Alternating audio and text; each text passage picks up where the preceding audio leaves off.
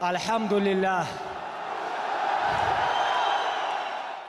Ассалому алайкум дӯстон, хушомадем ба шабакаи мо. Дар навори имрӯза оиди тозатарин ва беҳтарин хабарҳо аз ҷаҳони ММА гап мезанем. Топови ҷангвари вазни нимёнаи UFC Хорхе Масвидал номи 4 ҷангварро номбар кард, ки бо онҳо ҷангидан мехоҳад. Биёин суханҳои Масвидалро гӯш мекунем. Ман дигар осеб надорам ва барои муҳориба тайёрам, аммо ягон кас дар шартнома барои муҳориба зидди ман имзо мондан намехоҳад. Шартномаҳоро ба онҳо супориданд, аммо онҳо имзо нагузоштанд. Ҳамин ки онҳо имзо монанд, мо дарҳол корро оғоз мекунем. Ман Ҷек Пол, Конор Макгрегор, Колби Ковингтон ва Леон Эдвардсро дар назар дорам.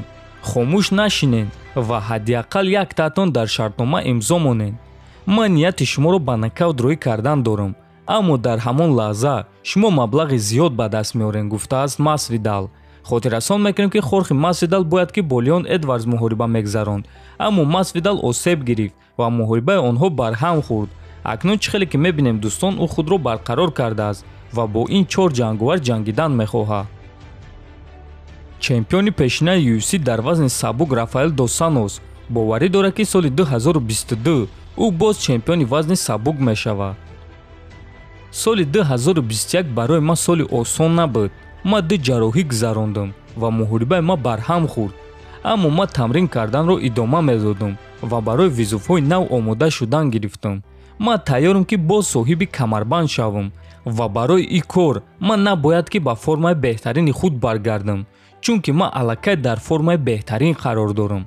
соли меомадагӣ соли хуб ва душвор мешавад ва касе ки рақиби ман шава, ман коре ки аз ҳама хуб карда метавонам ҳамон корро мекунам, навиштааст дос Сантос.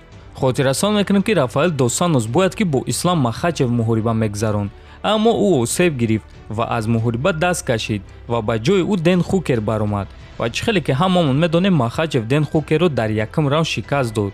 акнун чӣ хеле ки мебинем дос Сантос нақшаҳои хеле калон дорад. имрӯз маросими вазнкашӣ ва муҳорибаи рӯбарӯи иштирокчиёни турнири ACA Young Eagles баргузор гардид, ки дар он 4 варзигари тоҷик баромад мекунанд. варзигари тоҷик Беҳрӯз Қурбонов бо рекорди 6-0 зидди Байсангур Сусуркаев бо рекорди 4-0. варзигари тоҷик Меҳрдод Умаров бо рекорди 5-1 зидди Умар Саралиев бо рекорди 6-2. варзигари тоҷик Довуд Идибеков бо рекорди 7-0 зидди Ҳасан Бисултанов бо рекорди 6-1 ва иштирокчиёни финали Гран-при варзигари тоҷик Хуршед Назаров бо рекорди 8-0 зидди варзигар аз Грозни Асвад Ахматов бо рекорди 5-3. хотиррасон мекунем ки турнир Паго, яъне рӯзи 25 декабр дар шаҳри Грозни дар майдони Колизей баргузор мегардад ва касоне ки дар Грозни қарор доранд ва имконияти рафтан доранд, пас дӯстон марҳамат, рафта варзигарони тоҷикро дастгирӣ кунед. оиди соати чанд ва дар куҷо тамошо кардани турнир дар навори навбатӣ маълумоти пурра медиҳем. чемпиони пешинаи UFC дар вазни сабук Ҳабиб Нурмагомедов гуфт ки чӣ гуна бисёри одамо ба хатогии бузург роҳ медиҳанд. биёин суханҳои Нурмагомедовро гӯш мекунем. бисёри одамо ба хатогӣ роҳ медиҳанд вақте ки онҳо машҳур мешаванд ё ин ки онҳо муваффақ мешаванд. хатогии онҳо дар он аст ки онҳо чунин мегӯянд: бо шарофати ақли худ, бо шарофати тарбияи худ, ё ин ки бо шарофати фаҳмиши ман дар тиҷорат ман муваффақ шудам. ман фикр мекунам ки ин хатогии хеле бузург аст. ту муваффақ шудӣ танҳо ба он хотир ки ин чизро Аллоҳ хост. агар Аллоҳ ягон чизро хоҳад, пас медиҳад. аз ҳамин сабаб ман чемпион шудам ва аз ҳамин сабаб ман дар варзиши худ муваффақ шудам.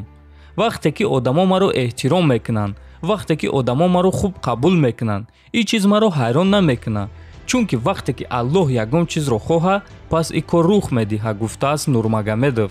ва дӯстон фикр мекунем ки бо суханҳои Нурмагомедов бисёри одамо розӣ мешаванд. ҳамаи кор танҳо ба хости Аллоҳ мешавад ва Ҳабиб Нурмагомедов низ дар ҳар як баромади худ пеш аз муҳориба ва баъди муҳориба доимо номи Аллоҳро мегирифт. Alhamdulillah.